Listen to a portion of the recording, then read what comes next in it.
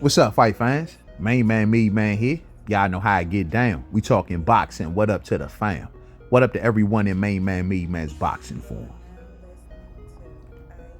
Hey, look, man. So the thing is this: you want to give a hearty congratulations to Daniel Dubois for defeating Anthony Joshua by 5th round knockout, fight fans, in an action-packed, fan-friendly heavyweight showdown.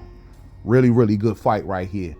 Daniel Dubois being the underdog in this fight, well, he overcame the odds and not only won it, but won it by stoppage, man. Daniel Dubois dropped Anthony Joshua in the first round, which caught a lot of people by surprise. Dropping Anthony Joshua in the first round, Anthony Joshua making it back to his feet. However, Anthony Joshua survived through the second round, though he was put on shaky legs in that round. And then he was also dropped in the third, fourth, and lastly in the fifth. However, Anthony Joshua did have a rallying moment in the 5th round where it looks as if that Anthony Joshua hurt Daniel Dubois with a solid right hand.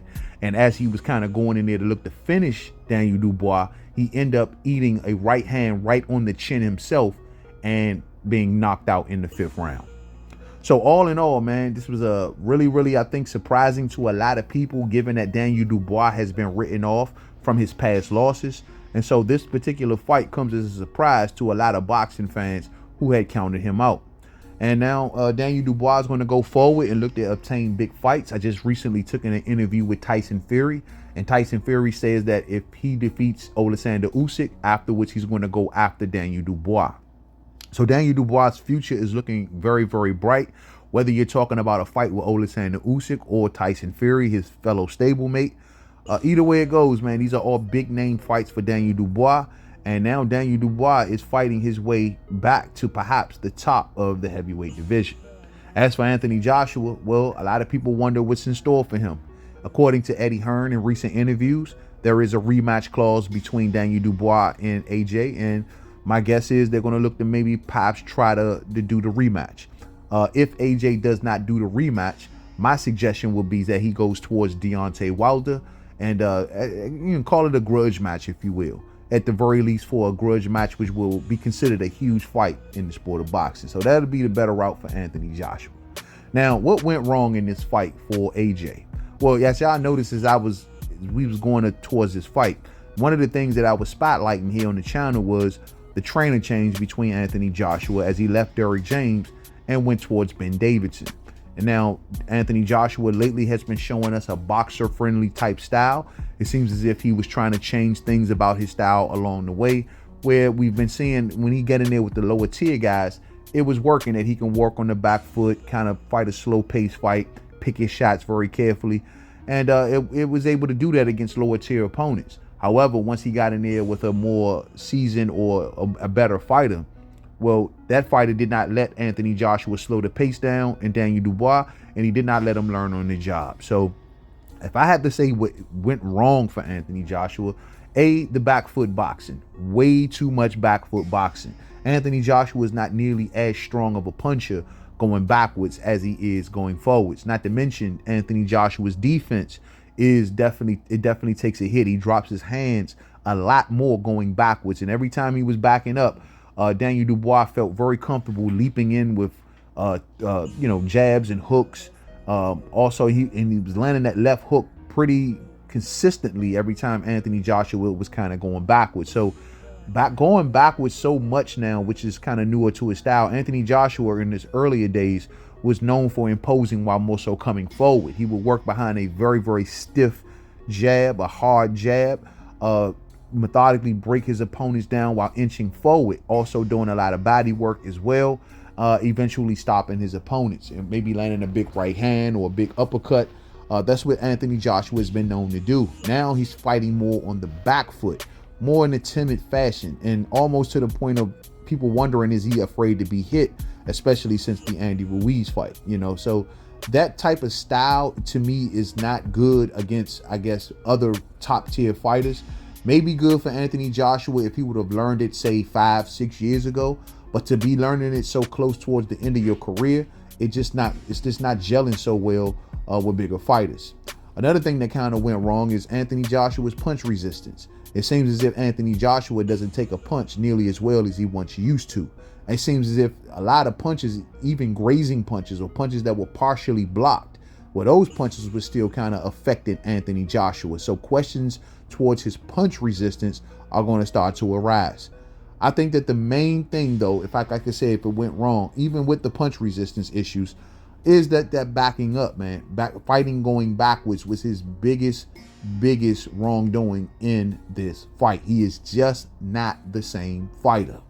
And so we know that he went towards Ben Davidson, a trainer that teaches more of a boxer-friendly style, leaving Derrick James more of an explosive, methodical, break-you-down type coach. And like for some odd reason, he wasn't more comfortable with that style. But that was the guy that he had to be tonight to defeat Daniel Dubois. So Daniel Dubois, for his typical style that he's normally known to do, be very bouncy on his toes, explosive at moments, definitely flinging around his big right hand. Just get in there, throwing a lot of punches at close range, a lot of hard hooks. And Daniel Dubois, being the punchy he is, well, he has a lot of success with that style. The biggest question on Dubois was his heart going into this fight. And I think he showed a lot of heart by coming out in those early rounds, becoming very aggressive. He didn't come out in a slow pace whatsoever. Anthony Joshua would have preferred the slow-paced fight, but Daniel Dubois just did not oblige him. Him and his coach, Don Charles, must clearly knew that they were going to come in totally opposite of what AJ wanted to do.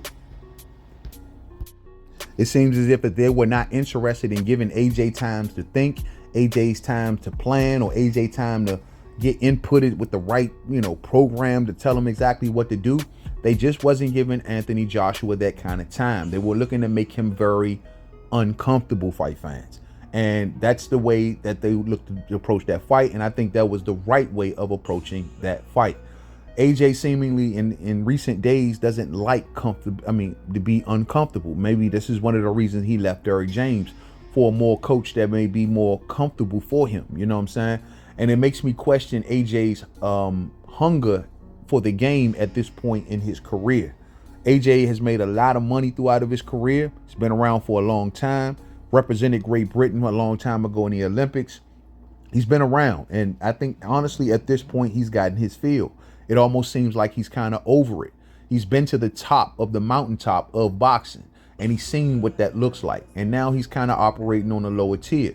And so it's just seeing like his hunger for the game or love for the game is not what it once was. And I don't know, man, with this loss, I know it's going to probably be a tough mental loss for Anthony Joshua. We know he normally doesn't take losses very, very well. And maybe at this point, since he's already kind of lost a couple times, maybe it's just like, it is what it is. But according to Anthony Joshua, he's going to remain around the fight game. He hasn't mentioned the word retirement. But aside from Deontay Wilder, as far as competition level, I don't know where else he would go. I mean, of course, him and Tyson Fury may be still able to do. I just don't know. But right now, there's Daniel Dubois is going to come in line before him, and as well as Alexander Usyk. So it's going to be quite some time for anything like that could line up for Anthony Joshua. And who's to say that Tyson Fury would fight him if he's victorious? So according to Tyson Fury, his next fights are going to be Usyk and Daniel Dubois. So that already puts Anthony Joshua on the outskirts as it is. So I think that Anthony Joshua should just go back towards Deontay Wilder. It's just a better fight to make. It's a popular fight. It's something that boxing fans will start kicking up some noise about. And it's just an old-fashioned grudge match. You know what I'm saying? Ain't got to be no belts on the line, no titles or nothing like that. A good fight for both fighters to kind of get themselves back into the mix, if they can get back into the mix. You know what I'm saying? And I think a good fight would be with each other. But Anthony Joshua must be returned back to the form that he once was. He's got to be willing to put himself into confrontations. But if he can't take a punch, well, that's a different conversation. You know what I'm saying? And truth be told, fight fans, from the changing of his style, from what we saw tonight, I don't know if he can take a punch. And that may be a big, big thing. And if Anthony Joshua cannot take any more punches, he's pretty much no more good in the fight game. So we just going to have to wait and see. But biggest problem, stay off that back foot. You must become much more explosive. You cannot be looking to fight slow-paced fights at the heavyweight division. A lot of these heavyweights are just not going to give you the luxury. Heavyweights on the top floor are not going to give you the luxury of just fighting slow paced, man. You know what I'm saying? So you got to return back to rare form. You got to be willing to put yourself in harm's way. And most importantly, you got to be willing to impose when times may call to impose. Letting Daniel Dubois fight comfortably, bouncing around on the outside, knowing that you was not going to go after him, well, that made him a lot more comfortable. Knowing that you're not explosive or that big, come after you guy that you once was, well, that's going to give a lot of fighters a lot of courage to then tee off and control the pace on you. So that to me is his biggest downfall of his fight. The back foot boxing, too much of it, much too much timid fighting, not nearly as explosive as he once was. And when he decided to try to become explosive, given he was so far down in the fight, is when he actually hurt Daniel Dubois. You know what I'm saying? So he's got to become that guy again. And if he can't, well, it's pretty much a wrap, fight fans. And that's just my opinion. But congratulations to Daniel Dubois. Look forward to seeing more of him. Not looking forward to his interviews, but I'll be looking forward to his fights. Thumbs up on the way out if you didn't hit it on the way in. Share, rock the bells. We get up real soon. To the next video. Peace out.